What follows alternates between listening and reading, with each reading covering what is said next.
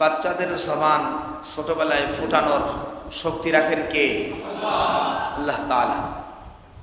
যে বাচ্চা দুধ খায় ও কানতে ছাড়া কথা বলতে পারে না, কিন্তু মালিক যদি চায় আমি তার দ্বারা কথা বলাবো, তাহলে সে কি করতে পারে? কথা বলতে পারে। হযরত ইউসুফ আলাইহিস সালামের 10 ভাই ছলে বলে কলে কৌশলে পিতার কাছ থেকে ইউসুফকে নিয়ে যাচ্ছে, খেলার একটা অজুহাত দেখায়। তো এই ঘটনাগুলো কোরআনের মধ্যে আসছে। আমার আপনার পয়গম্বরের কাছে মদিনা থেকে ইহুদিদের একটা দল আসছে, উনি সত্য নবী কিনা যাচাইয়ের জন্য প্রশ্ন করছে, ও মুহাম্মদ, তুমি যদি সত্য নবী হও তাহলে তুমি বলো তো, ইয়াকুব নবী সিরিয়া থেকে মিশরে কেন স্থানান্তর হয়েছিল? আর ইউসুফের সাথে তার 10 ভাই যে কর্মকাণ্ড ঘটাইছিল, জুলুম করেছিল, সেই ঘটনাটা কি? অথচ সেই সময় রাসূলুল্লাহ সাল্লাল্লাহু আলাইহি ওয়াসাল্লাম মক্কায় ছিলেন, উনি এই ঘটনা সম্পর্কে কিছুই জানতেন না। এই ঘটনা সম্পর্কে পয়গম্বর সাল্লাল্লাহু আলাইহি ওয়াসাল্লাম কিছুই বলেন, জবান খুলেন, কিছুই জানতেন না। ইহুদিদের দল এসে বলল, যদি বলতে পারেন তাহলে বুঝবো সত্য নবী, ঈমানের কালেমা গ্রহণ করবো। বলেন সুবহানাল্লাহ। পয়গম্বর সাল্লাল্লাহু আলাইহি ওয়াসাল্লামের কাছে আল্লাহ পাক পুরা ইউসুফ আলাইহিস সালামের পুরা ঘটনা একটা সূরা ইউসুফ, এই সূরাটার নাম কি? সূরা ইউসুফ। সূরা ইউসুফের মধ্যে আলোকপাত করেছেন। এই আলোচনা আর অন্য কোন সূরায় আসে নাই, শুধু এই সূরাতেই আসছে। তো আল্লাহ পাক বলতেছেন, ইউসুফ ও তার ভাইদের ঘটনার মধ্যে যারা জিজ্ঞাসা করেছিল, জানতে চেয়েছিল, তাদের জন্য হলো দৃষ্টান্ত রয়েছে। আল্লাহ পাক কোরআনে বলতেছেন, লাকাদ কানা ফি ইউসুফ ওয়া ইখওয়াতিহি আয়াতুল লিসাইলিন।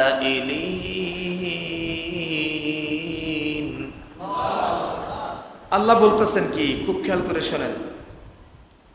বলতেছেন ইউসুফ ও তার ভাইদের ঘটনার মধ্যে যাদের অন্তরে প্রশ্ন জাগে জানার জন্য যে ইউসুফের ঘটনা কি, তাদের জন্য শিক্ষণীয় বিষয় আছে।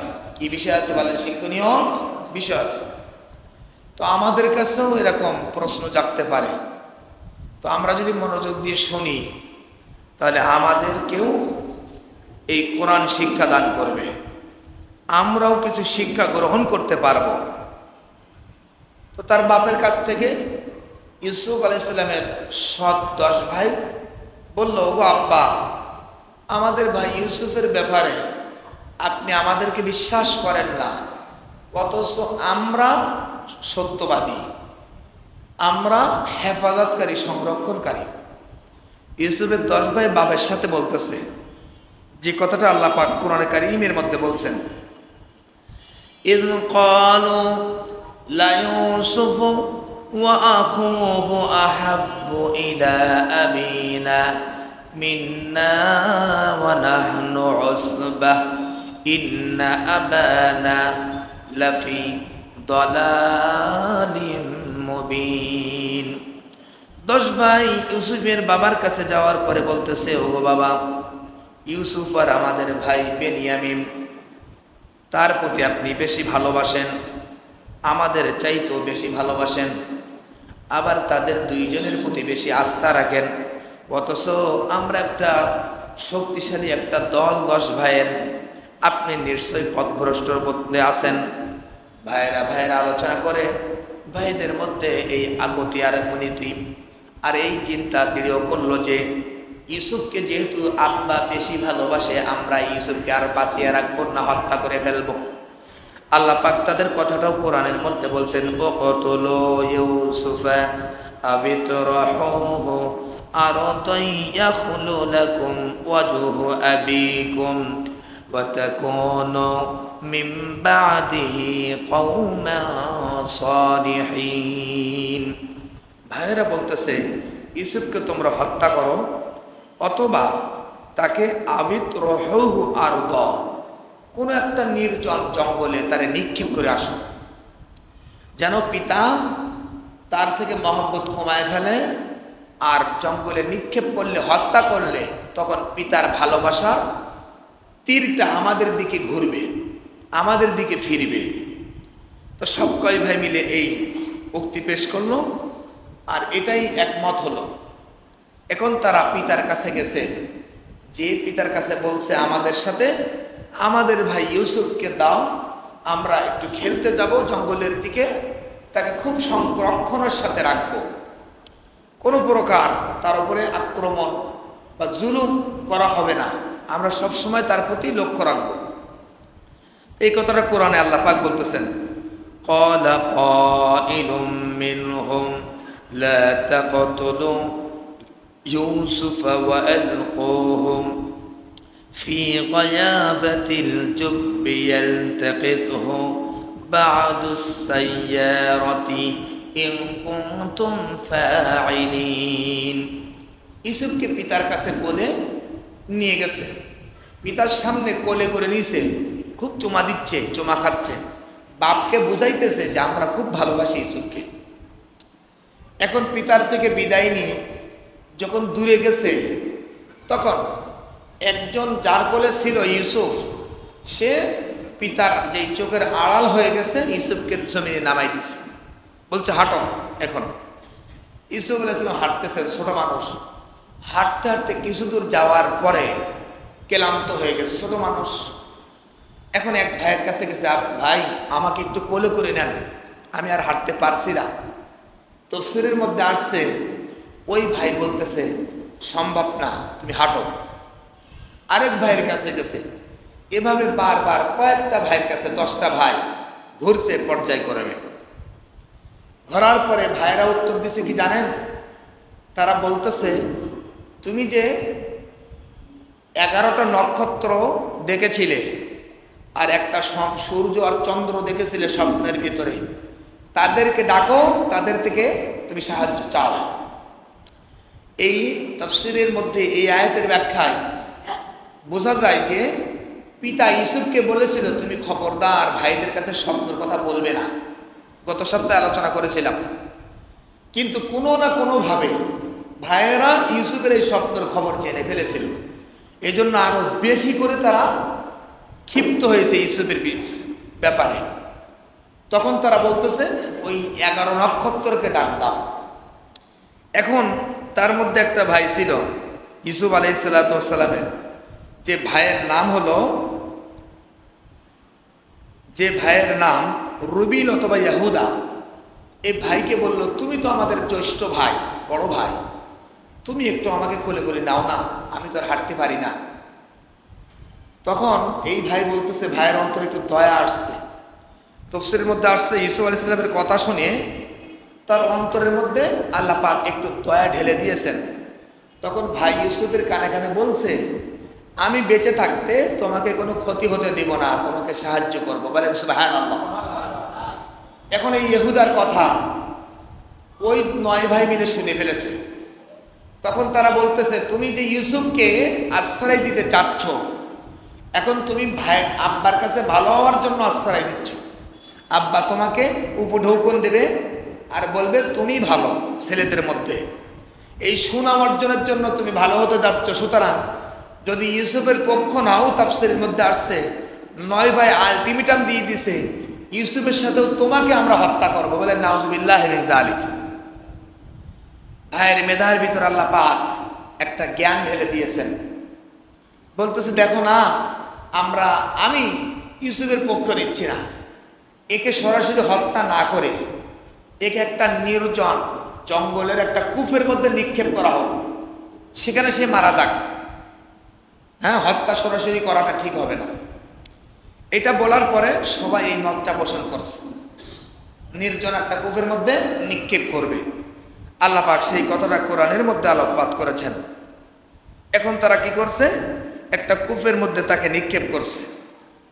আল্লাহ রাব্বুল আলামিন বলেন, ইয়ালতাকিতুহু বা'দুস সাইয়ারাতি ইন কুনতুম ফাইলিন।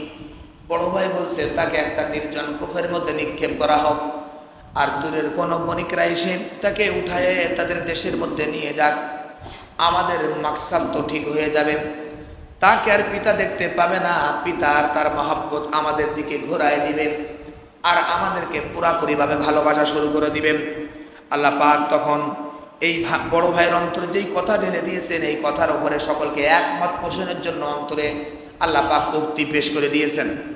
আল্লাহ পাক তখন বলতেছেন, ক্বালু ইয়া আবানা মা লাকা লা তা'মান্না আলা ইউসুফা ওয়া ইন্না লাহু লানাসিহুন।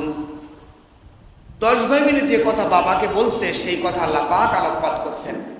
আমরা ইউসুফের ব্যাপারে পুরাপুরি হিতাকাঙ্ক্ষী, আমাদের প্রতি একটু আস্থা রাখেন, বিশ্বাস করেন।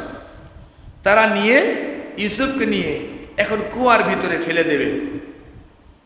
আল্লাহ পাক এর বান্দার হযরত ইয়াকুব আলাইহিস সালাতু ওয়াস সালামের কাছ থেকে নিয়ে যাচ্ছেন আর বলতেছেন তাকে প্রেরণ করেন আমাদের সাথে আগামীকাল। আরসিলহু মা'ানা গাদান ইয়ারতা ওয়া ইয়ালআব ওয়া ইন্না লাহু লাহাফিজুন। ভাইরা বলতেছে তাকে আগামীকাল আমাদের সাথে প্রেরণ করেন, আমরা তাকে পুরাপুরি পরিতৃপ্তর সাথে খাইতে দিব, আর সে আমাদের সাথে খেলবে আর আমরা তার ব্যাপারে সংরক্ষক থাকব। ওয়া ইন্না লাহু লাহাফিজুন। পিতা বলতেছেন তোমরা যদি নিয়ে যাও তাহলে আমি পেরেশান বোধ করতেছি আর আমি ভয় পাচ্ছি একটা বাঘ এসে তাকে খেয়ে ফেলবে। আসলে তাফসীরের মধ্যে আসছে আমার ভাইয়েরা যে ইয়াকুব আলাইহিস সালাম এখানে বাঘের কথা বলছেন, তার মাকসাদ হলো তোমরা যে ভাইয়ের জন্য জালেম, তোমরাই ভাইকে হত্যা করবা, এটা অন্তরে রাখছেন। বাঘ থেকে উদ্দেশ্য নিয়েছেন 10 ভাই, কিন্তু সেটা বাহ্যিকভাবে ফুটিয়ে তুলেন নাই। কারণ যদি প্রকাশ করেন তাহলে ভাইরা আরো ক্ষিপ্ত হয়ে যাবে, আরো তার প্রতি চড়াও হবে, আরো তাকে হত্যা করার জন্য চেষ্টা করবে। এই জন্য উনি একটা আগন্তুক বাঘ, মতলব একটা বাঘের কথা বলেছেন, যেটা কোরআনে কারীমে আল্লাহ পাক বলেছেন। এরপরে ভাইয়েরা তারপরেও বলছেন না বাবা এমন হবে না, আমরা তাকে সবসময় চোখে চোখে রাখবো। আমার বন্ধুগণ, এরপরে 10 ভাই মিলে নিয়ে যেন তাকে চট থাপ্পড়ের কিল ঘুষি মারা শুরু করে দিলাম। তখন বড় ভাই ইয়াহুদা তাদের কাছে উক্তি পেশ করলো, তার উক্তিকে তারা বিশ্বাস করে নিল, একমত হয়ে নিল। তাকে তারা আর দেরি করলো না, কুয়ার মধ্যে নিক্ষেপ করে দিল। যখন কুয়ার মধ্যে নিক্ষেপ করলো তখন ইতিমধ্যে হঠাৎ করে একটা বণিকের দল রাস্তা ভুলে যে ওই জঙ্গলের মধ্যে তারা এসে পড়ল। পানি পাই না, পানি করে চতুর্দিকে পানি তালাশ করতেছে বণিকের দল। এক পর্যায়ে 2 জন ব্যক্তিকে পানি তালাশের জন্য পাঠিয়ে দেওয়া হলো, বালতি নিয়ে পাঠিয়ে দেওয়া হলো। একটা কুয়া পাইল, কুয়ার কাছে যে যখন বালতি কুয়ার ভিতরে নিক্ষেপ করে দিল, আপনি আল্লাহ রাব্বুল আলামিনের পক্ষ থেকে বালতির ভিতরে ইউসুফ আলাইহিস সালাম চড়ে বসলেন। বলেন সুবহানাল্লাহ। এখানে আরো একটা আলোচনা রয়ে গেছে, অন্য তাফসীরের মধ্যে আসছে হযরত জিবরাইল আলাইহিস সালাতু ওয়াস সালামকে কেউ একজন জিজ্ঞাসা করেছিল যে আপনার চলার গতির দ্রুতগামী কত বেশি। তো ইউসুফ আলাইহিস সালামের এই ঘটনা থেকে একটা অংশ তিনি পেশ করেছিলেন। কি পেশ করেছিলেন? উনি বলতেছেন যে আমি যেদিন ইউসুফকে তার 10 ভাই মিলে নিক্ষেপ করতেছে কুয়ার ভিতরে, দেখেন নির্দয় জালেম ভাইয়েরা কুয়ার ভিতরে একবারে শেষ করার জন্য নিক্ষেপ করতেছে। চতুর্দিকে জঙ্গল হয়ে রয়েছে, কুয়াটা তেমন ব্যবহার হয় না। তো বলতেছেন আমি তখন, জিবরাইল আমিন বলতেছেন আমি তখন 7ম আসমানে সিদরাতুল মুনতাহা বরুই গাছের কাছাকাছি একটা কাজে ছিলাম। যখন নিক্ষেপ করছে আল্লাহ পাক আমাকে বলতেছেন ওগো জিবরাইল যাও ইউসুফকে কুয়া থেকে হেফাজত করো। আমি সেকেন্ডের ভিতরে 7ম আসমান থেকে এই জমিনে এসে ইউসুফকে পানিতে পড়ার আগে তাকে হেফাজত করলাম। বলেন সুবহানাল্লাহ। তাহলে জিবরাইল ইসলামের গতি কম না বেশি? কেমন বেশি চিন্তা করেন। 1 সেকেন্ড থেকে 8 সেকেন্ড থেকে 1 সেকেন্ডের ভিতরে 7ম আসমান থেকে জমিনে এসে ইউসুফকে পানিতে পড়া থেকে হেফাজত করতেছেন। ওই জিবরাইলকে সৃষ্টি করেছেন কে? আল্লাহ রাব্বুল আলামিন। তাহলে আল্লাহ পাক কেমন মহান, কেমন শক্তিশালী। আমাদেরকে একটু অনুধাবন করতে হবে, চিন্তা করতে হবে। তো জিবরাইল ইসলাম এসে ইউসুফ আলাইহিস সালামকে একটা পাথর দিয়ে পানিতে পড়া থেকে হেফাজত করলেন। এদিকে বনিকে বালতি ফেললো, বালতির উপরে উঠে চড়ে বসলেন ইউসুফ আলাইহিস সালাতু ওয়াস সালাম। তখন তিনি নবুয়ত প্রাপ্ত হন নাই। কেতাবের মধ্যে আসছে, আল্লাহ রাব্বুল আলামিন তাফসীরের মধ্যে আসছে, ইউসুফ আলাইহিস সালাতু ওয়াস সালামের অন্তরের মধ্যে ইলকা করে দিলেন আর বললেন, ইউসুফ, এমন একটা সময় আসবে তোমার এই 10 ভাইয়ের কাছে তোমার এই ঘটনা, তোমার যে ফেলে দিয়েছে এই ঘটনা তুমি ব্যক্ত করবে, কিন্তু তোমার এই কথা তারা আমলে নেবে না, বিশ্বাস করতে চাবে না। যদিও তুমি বাস্তব রূপে বলবে তারা তোমার এই কথা বিশ্বাস করতে চাবে না। আল্লাহ পাক এই কথাটা বলতেছেন, ওয়া আওহাইনা ইলাইহি লাতুনাব্বিআন্নাহুম বিআমরিহিম হাযা ওয়া হুম লা ইয়াশউরুন। আল্লাহ পাক বলতেছেন, যে অবস্থায় কুয়ার ভিতরে ইউসুফ, ওই অবস্থায় আমি ওহী নাজিল করলাম। এখানে প্রশ্ন আসবে, ইউসুফ আলাইহিস সালাম তো ছোট বালক, এখনো যৌবনকালে পদার্পণ করেন নাই, তো এই অবস্থায় ওহী নাজিল হয় কাদের কাছে? নবীদের কাছে। উনি তো এখনো নবুয়ত প্রাপ্ত হন নাই। তাফসীরের মধ্যে উত্তর আসছে যে তাহলে কেন ওহী নাজিল হলো ওনার কাছে? বলতেছে এটা আসলে নবুয়ত প্রাপ্ত অবস্থায় যে ওহী নাজিল হয় এই ওহী নয়। এখানে ওই রকম ওহী যেটা নাকি মুসা আলাইহিস সালামের মায়ের কাছে আল্লাহ পাক নাজিল করেছিলেন।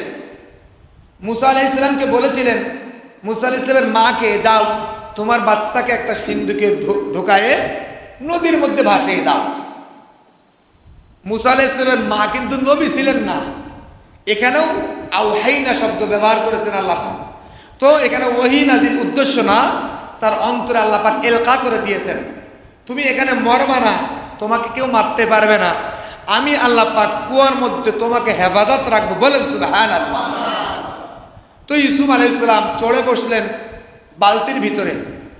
যিনি বালতি উঠাচ্ছেন ওনার কাছে অনেক শক্ত লাগতেছে, শক্তি লাগতেছে উঠানোর জন্য। তো উনি চিন্তা করতেছেন, কিরে এর ভিতরে তো পানি নাকি অন্য কিছু। কিছুক্ষণ উঠানোর পরে দেখে এর ভিতরে এমন একটা যুবক যে কুয়ার ভিতরে অন্ধকারাচ্ছন্ন কুয়াটা আলোকিত হয়ে গেছে। বলেন সুবহানাল্লাহ। আল্লাহ পাক ওনাকে এত চেহারা দিয়েছেন, সৌন্দর্য দিয়েছেন, ওনার সৌন্দর্যের কারণে কুয়ার ভিতরে আলোকিত হয়ে গেছে। বলেন সুবহানাল্লাহ। মুসলমান ভাইরা আমার, বণিকেরা কি করল? একজন যিনি উঠালো সে বলতেছে, ক্বালা ইয়া বুশরা হাযা গুলাম ওয়া আসররুহু বিদাআহ ওয়াল্লাহু আলিমুম বিমা ইয়ামালুন। যে উঠাচ্ছে সে বলতেছে, ইয়া বুশরা, হে গোলাম, ইয়া বুশরা, কি আশ্চর্যকর বিষয়, কি আনন্দদায়ক বিষয়। হাযা গোলাম, এটা একটা কিশোর, এটা একটা কি বলেন কিশোর। আনন্দ করতেছে, চিৎকার দিয়ে আর বলতেছে এটা একটা কিশোর পেয়েছি। ওয়া আসররুহু বিদাআ, সব সাথীরা তাবু গেড়ে আছে, তাদের কাছে নিয়ে গেছে, সবাই তাকে গোপন করে ফেলেছে। আসররুহ অর্থ হলো গোপন করে ফেলা। চিন্তা করছে এটারে আমরা মাল হিসেবে বিক্রি করে দিব। মাল হিসেবে কি করে দিব? বিক্রি করে দিব। তারা তাকে গোপন করে ফেলেছে। এই আয়াতের পরে আল্লাহ পাক বলতেছেন যে ওয়াশারাউহু বিসামানিন বাখসিন দারাহিমা মাদুদা। এই সারায়ের অর্থ দুই ধরনের নেওয়া যেতে পারে। যারা বণিক তাদের দিকেও এর মার্জা ঘুরতে পারে, আবার যারা ওনার ভাই ছিল তাদের দিকেও মার্জা করে। মানে যখন ভাইয়েরা ফেলে দিয়েছে সকলের বাড়ি চলে গেছে তা না, কেউ পাহারাদারির কাজ করতেছে। যদি কোনো বণিকের দল এসে উঠায় আর যদি এই বাচ্চাকে আমার বাপে পেয়ে ফেলে তাহলে তো আমরা সবাই মৃত্যুক হয়ে যাব। তারা তো বাসায় যেয়ে কি বলেছে? আল্লাহ পাক কোরআনের মধ্যে বলতেছেন, সন্ধ্যার মধ্যে তারা গেছে বাড়িতে, যাওয়ার পরে কাঁদতেছে আর বলতেছে ওয়াজাউ আবাহুম ইশাআন ইয়াবকুন, তারা সকলে ক্রন্দন অবস্থায় সন্ধ্যার মধ্যে পিতার কাছে গেছে, যে বলতেছে আমার পিতা, আমাদের পিতা শোনো, আমাদের সে ভাইকে আমরা রেখে খেলতেছিলাম, হঠাৎ করে জঙ্গল থেকে একটা বাঘ বের হয়ে আসছে। বাঘ বের হয়ে এসে আমাদের ভাইয়ের উপরে অতর্কিত হামলা করেছে এবং তাকে টেনে নিয়ে গেছে জঙ্গলের মধ্যে। আমরা 10 ভাই মিলে তাকে আর বাঁচাইতে পারি নাই।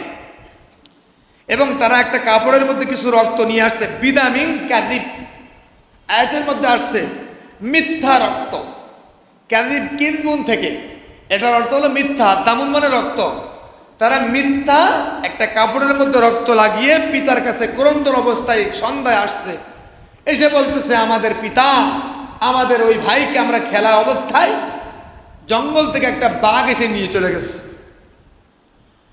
আমার বন্ধুগণ, পিতা এই কথা শোনার পরে পিতা বলছেন, ক্বালা বাল সাওয়ালাত লাকুম আনফুসুকুম আমরান ফাসাবরুন জামিল ওয়াল্লাহুল মুস্তাআনু আলা মা তাসিফুন। পিতা বলতেছে, বাল বরং, সাওয়ালাত লাকুম আনফুসুকুম, তোমাদের নফসের মধ্যে একটা উক্তি তোমরা সুন্দরভাবে সাজাইছো, এটা বাস্তব না। আমার সন্তানকে কোনো নেগড়ে বাঘ নিয়ে যেতে পারে না। ফাসাবরুন জামিল, আচ্ছা যা হওয়ার তা হয়েছে, আমি এ ব্যাপারে ধৈর্য ধরলাম, ধৈর্য ধরতেছি, আল্লাহর উপরে ছেড়ে দিয়েছি। ক্রন্দন করতেছে আর বলছে এ ব্যাপারে আমার আর কোনো সিদ্ধান্ত নাই, আল্লাহর উপরে ছেড়ে দিলাম। পিতার কাছে তারা মিথ্যা বলে 1-2 ভাই কুয়ার কাছে দেখার জন্য রেখে দিয়েছে। এদিকে বণিকেরা এসে সন্তানটা ভাইটাকে উঠাইছে, এখন ওই ভাইয়েরা এসে এখন দাবি করছে এটা আমাদের ভাই, আমাদের গোলাম, আমাদের থেকে পলায়ন করেছে, সুতরাং একে আর আমরা রাখবো না, তোমরা একে ক্রয় করো নাও। এখন তারা ভিনদেশি ওই বণিকদের কাছে এই গোলাম হিসেবে ভাইকে বিক্রি করতেছে অল্প মূল্যে। আল্লাহ পাক বলতেছেন বিসামানিন বাখসিন দারাহিমা মাদুদা, অল্প মূল্য।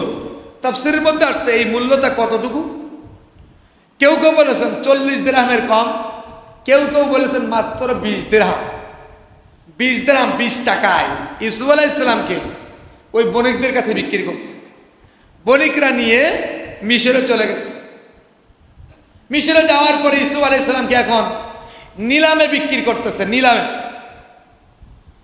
এমন দাম ধরছে, বলছে যে তার ওজন পরিমাণ স্বর্ণ দিতে হবে। 3 ধরনের দাম ঠিক করছে, তাফসীরের মধ্যে আসছে। কয় ধরনের দাম বলেন, কয় ধরনের? 3 ধরনের দাম। একটা হলো তার ওজন পরিমাণ স্বর্ণ দিতে হবে, আর 2টা হলো তার ওজন পরিমাণ মৃগ নাভি দিতে হবে। 3 নম্বর হলো তার ওজন পরিমাণ রেশমি কাপড় দিতে হবে। সুতরাং এই ইউসুফ আলাইহিস সালামকে সাধারণ কোনো পাবলিক আর কিনতে পারবে? এত পরিমাণ দাম ঠিক করছে। এদিকে বিশাল লম্বা চওড়া ঘটনা, সেদিকে যাব না। জুলাইখা আলাইহিস সালাম, ওনার নাম ছিল রাইল অথবা জুলাইখা। ওনার যখন বিবাহ হয় নাই, ওই সময় 2 থেকে 3 বার এই ইউসুফ আলাইহিস সালামকে স্বপ্ন দেখেছেন। বলেন কয়বার? 2 থেকে 3 বার স্বপ্ন দেখেছেন। বান্ধবী যারা ছিল তাদের কাছে স্বপ্নের কথা ব্যক্ত করেছেন, আমি একটা যুবক সুন্দর ছেলেকে স্বপ্ন দেখি, তাকে ছাড়া আমি বিবাহ করব না। যুবতী অবস্থায় জুলাইখা আলাইহিস সালামের যখন বিবাহ হয় নাই, এখন স্বপ্ন দেখার পরেও পিতা তাকে অর্থমন্ত্রী মিশরের আজিজে মিশর যাকে বলা হয়, তার সাথে জোর করে বিবাহ ঠিক করছে। যার সাথে জোর করে বিবাহ ঠিক করছে, তাফসীরের মধ্যে আসছে সে আমার নিষ্কর্মা, তার আমার স্ত্রীর সাথে সহবাস করার কোনো ক্ষমতা নাই। কিন্তু এটা গোপন আছে, সে জানে না, কাউকে জানায় না। এরপরেও তার সাথে বিবাহ দিয়েছে জোর করে। মুসলমান ভাইরা আমার, বাসর রাত্রে জুলাইখা আলাইহিস সালামের কাছে আজিজে মিশর যাচ্ছেন। জুলাইখা আলাইহিস সালাম তিনি চিন্তা করতেছেন আমার কাছে তাকে আসতে দিব না, কারণ যেই যুবককে আমি স্বপ্ন যোগে দেখেছি, আমি ওই যুবককে ছাড়া কাউকে সময় দিব না, সেটা স্থির করে রাখছে। কেতাবের মধ্যে আসছে আজিজে মিশর যখন গিয়েছেন, তার স্বামী অর্থমন্ত্রী মিশরের, উনি বলতেছে তুমি আমার কাছে এসো না। কয় আমি তোমার কাছে অন্য কোনো উদ্দেশ্যে আসি নাই, আমি একটা কথা বলার জন্য আসছি। বলে কি কথা? বলে তোমার কাছে কখনো আমি আসবো না, এমনি আসা যাওয়া করব, কিন্তু এ কথা তুমি প্রকাশ করতে পারবে না, তাহলে আমার ইজ্জত পাঞ্চার হয়ে যাবে। সুবহানাল্লাহ বলেন না? আল্লাহ নবীর স্ত্রীকে কিভাবে সুন্দরভাবে সংরক্ষণ রাখেন দেখেন। যাই হোক, এদিকে ইউসুফ আলাইহিস সালামের বিক্রির ব্যাপারে আলোচনা শুরু হয়েছে।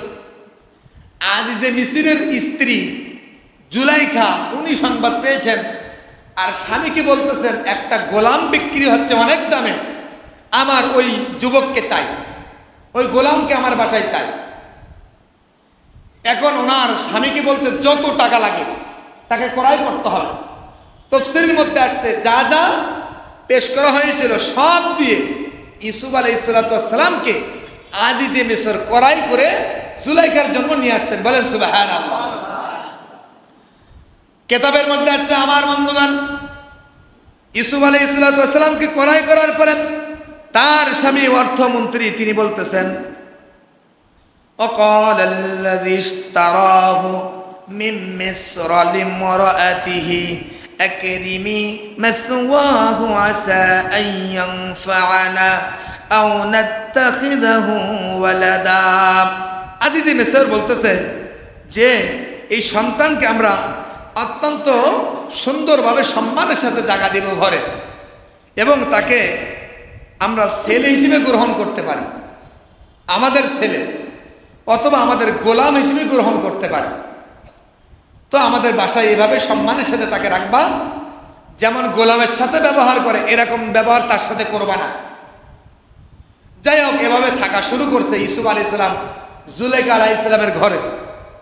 থাকতে থাকতে ইউসুফ আলাইহিস সালাম যখন তার ঘরে গেছেন, তার চেহারার সাথে স্বপ্নের চেহারা মিলাইছেন, দেখে এ তো সেই যুবকই যাকে আমি স্বপ্ন দেখছি। জুলাইখা আলাইহিস সালাম সেটাই চিন্তা করছেন। তার অন্তরের মধ্যে এখন জল্পনা কল্পনা সৃষ্টি হয়েছে ইউসুফকে নিয়ে। কোরআনে কারিমে আল্লাহ পাক এই ঘটনা সুন্দরভাবে নিয়ে আসছে। জুলাইখা আলাইহিস সালাম তাকে আস্তে আস্তে ফুসলানো শুরু করছে ইউসুফ নবীকে। এখন ফুসলাইতে ফুসলাইতে উনি কি করছেন, 7 তলা বিশিষ্ট একটা বিল্ডিং তৈরি করছে। কয় তলা বিশিষ্ট? 7 তলা। অথবা এমনও হতে পারে যে একটা কক্ষ তৈরি করছে, যে কক্ষ যেতে গেলে 7টা দরজা আছে। কয়টা দরজা? 7টা দরজা।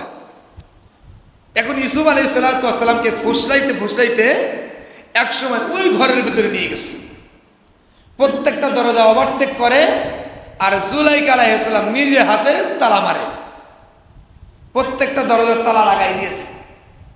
সাথে একটা বাচ্চা আছে, দুধ খাওয়া বাচ্চা। কি বাচ্চা বলেন? দুধ খাওয়া বাচ্চা। আল্লাহ রাব্বুল আলামিন বলেন ওয়ারাওয়াদাতুহু আল্লাতী হুয়া ফী বাইতিহা আন নাফসিহি ওয়া গাল্লাকাতিল আবওয়াবা ওয়া ক্বালাত হাইতা লাক। জুলাইখা তাকে তার দিকে ফুসলাইল এবং দরজা গাল্লাকাতিল আবওয়াব, অনেক দরজা বন্ধ করে দিল, মানে 7টা দরজা। ওয়া ক্বালাত, এবং জুলাইখা বলল হাইতা লাক, তুমি আমার দিকে আসো। তখন ইউসুফ আলাইহিস সালাম কিছু বুঝতে পারলেন কেন আমাকে তার দিকে ডাকতেছেন। তিনি তখন কি বললেন, মাগাযাল্লাহ, আমি পানা চাই কার কাছে? ইউসুফ আলাইহিস সালাম কার কাছে পানা চাচ্ছেন? আল্লাহর কাছে আমি পানা চাই। ইন্নাহু রাব্বি আহসানা মাসওয়া, নিশ্চয় তোমার স্বামী আমার রব, আমার মালিক। ওই যুগে যে মালিক থাকতো তাকে রব বলা হতো। আহসানা মাসওয়া, তিনি আমাকে সুন্দর আবাসস্থল দিয়েছেন, আমি কিভাবে জুলুম করতে পারি। শুনে রাখো, জালেমদের ফল ভালো হয় না। ইউসুফ আলাইহিস সালাম বললেন, দেখেন যুবক তিনি এখন যৌবনকালে পদার্পণ করতেছেন, টকবুকে যুবকে হচ্ছেন, এই সময় তাকে আহ্বান করেছেন, তার অন্তরের মধ্যে বাঁচার জন্য আকুতি মিনতি ঢেলে দিয়েছেন কে? আরে ভাই জোরে বলেন না, কে ঢেলে দিয়েছেন? আমাদের মধ্যে যুবক ভাইদেরও এরকম পরিস্থিতি হয় কি হয় না? এমন পরিস্থিতির মধ্যে যদি মালিকের ভয় অন্তরে নিয়ে এসে এই খারাপ গুনাহ থেকে যদি বাঁচে, তাদের হাসন নাসর আল্লাহ পাক কিয়ামতের ময়দানে এই সমস্ত নবীদের সাথে করবেন। বলেন সুবহানাল্লাহ। মুসলমান ভাইরা আমার, আল্লাহ রাব্বুল আলামিন বলেন ওয়াস্তাবাকাল বাবা ওয়া কদ্দাত কামিসাহু মিন দুবুরিন ওয়া আলফায়া সাইয়্যিদাহা লাদাল বাব قالت ما جزاء من أراد بأهلك سوءا إلا أن يسجن أو عذاب أليم। জুলাইখা প্রত্যেকটা দরজা বন্ধ করে দিলেন। ইউসুফ আলাইহিস সালামকে যখন কাছের দিকে ডাকলেন, ইউসুফ আলাইহিস সালাম আল্লাহর দিকে তাকিয়ে দৌড় দিলেন। বলেন সুবহানাল্লাহ। দৌড় দেওয়ার সাথে সাথে ওয়াস্তাবাকাল বাবা, প্রত্যেকটা দরজা খট খট করে খুলে গেল। বলেন সুবহানাল্লাহ। কে খুলে দিলেন? জোরে বলেন আরো, কে খুলে দিলেন? আল্লাহ রাব্বুল আলামিন। হঠাৎ করে শেষ দরজার সামনে যে দুইজন পৌঁছাইছেন, ইউসুফ আলাইহিস সালামের পিছনের জামা টেনে ধরেছেন জুলাইখা, কামিসাহু মিন দুবুর, এবং টেনে ধরে ছিঁড়ে ফেলেছেন। এমত অবস্থায় আজিজে মিসর, ওনার স্বামী দরজার সামনে দাঁড়িয়ে আছেন। দুইজন যেই উপস্থিত, এই সময় নারীরা একটু মিথ্যা বেশি বলে। নারীরা একটু মিথ্যা কি বলে? বেশি বলে। আমরা যুবকেরা অনেকে আছি, নারীদের ফান্দে পড়ে অনেক কিছু বলি, আর নারীরা তাদের থেকে মিথ্যার আড়ালে যে অনেক কিছু বলে তাকে আয়ত্ত করে ফেলে। কথা বলেন ঠিক না বেনি? তারা দেখবেন আমরা যুবকরা যে পরিমাণ সেজে গুজে বাইরে বের হই, তার চাইতে বেশি নারীরা সেজে বের হয়। ঠিক কিনা? কারণ তারা যুবকদের আকর্ষণ করে নিজের দিকে টানার চেষ্টা করে। আল্লাহ পাক এই জুলাইখা আলাইহিস সালামের ঘটনা তুলে ধরেছেন। যখন স্বামীর সামনে পড়ে গেছে, তখন তিনি মিথ্যা বলেছেন। তিনি কি বলছেন? মিথ্যা বলেছেন। যদিও পরে নবীর স্ত্রী হয়েছেন, তিনি বলছেন যে সে আমাকে তার দিকে ফুসলাইছে, সে আমার সাথে খারাপ কাজের জন্য উদ্বুদ্ধ করেছে। তখন আজিজে মিসর বলতেছে, আর জুলাইখা বলতেছে, এমন ব্যক্তির জন্য কারাগারই ভালো অথবা কঠিন শাস্তি দেওয়া উচিত। জুলাইখা নিজে শাস্তি নির্ধারণ করে দিচ্ছে, তার দোষটা আড়াল করে ফেলছে। আজিজে মিসর, এখানেই মজার ব্যাপার, আজিজে মিসর বলতেছে কে সত্য আর কে মিথ্যা এটা নির্ণয় করা অনেক কঠিন ব্যাপার। ইউসুফ আলাইহিস সালামের কাছে দলিল চাইলে উনি বলতেছেন একটা ছোট্ট বাচ্চা আছে, তার কাছে জিজ্ঞাসা করেন। আজিজে মিসর বলতেছে সে তো কথা বলতে পারে না, বলতে তারপরেও জিজ্ঞাসা করেন। তার কাছে যখন জিজ্ঞাসা করা হলো, কোরআনে কারীমের মধ্যে আল্লাহ পাক সেটা উল্লেখ করে দিয়েছেন। ক্বালা হিয়া রাওয়াদাতনি আন নাফসি ওয়া শাহিদা শাহিদুম মিন আহলিহা। ইউসুফ আলাইহিস সালামের জামা যখন ছিঁড়ছে, আজিজে মিসর ওই দুধ পান করা বাচ্চার কাছে বলতেছে, ওই বাচ্চা তুমি বলো তো দেখি এদের মধ্যে নিষ্পাপ কে, নির্দোষ কে? তখন সে সাক্ষী দিয়েছে, যদি ইউসুফের কাপড় সামনের দিক থেকে ছেঁড়া থাকে তাহলে ইউসুফ দোষী, আর যদি পিছনের দিক থেকে ছেঁড়া থাকে তাহলে ইউসুফ নির্দোষ। বলেন সুবহানাল্লাহ।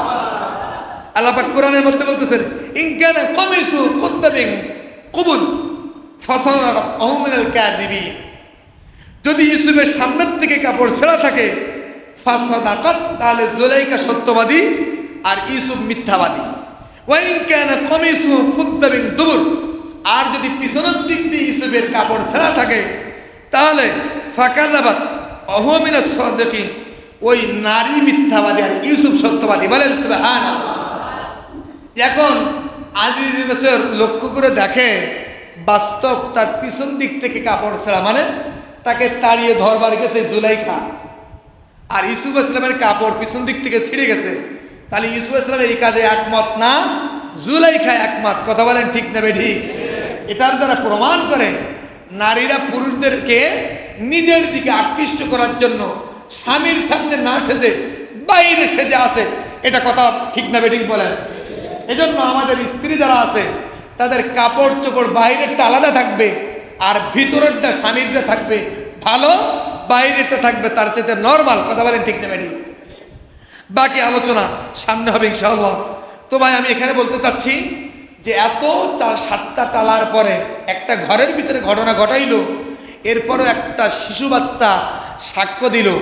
আমাদের যত কাজ হয়, যত গুনাহ হয়, এগুলোরও সাক্ষ্য আছে না নাই? আরে ভাই জোরে বলে আছে না নাই? এই জন্য আমাদের কাজ করতে গেলে অন্তরে বিশ্বাস নিয়ে আসতে হবে। আমাদের সমস্ত কর্মগুলো সবসময় দেখতেছেন কে? ইমানের সাথে জোরে বলেন কে দেখতেছেন? এই জন্য গুনাহ আমরা ধরবো না ত্যাগ করব?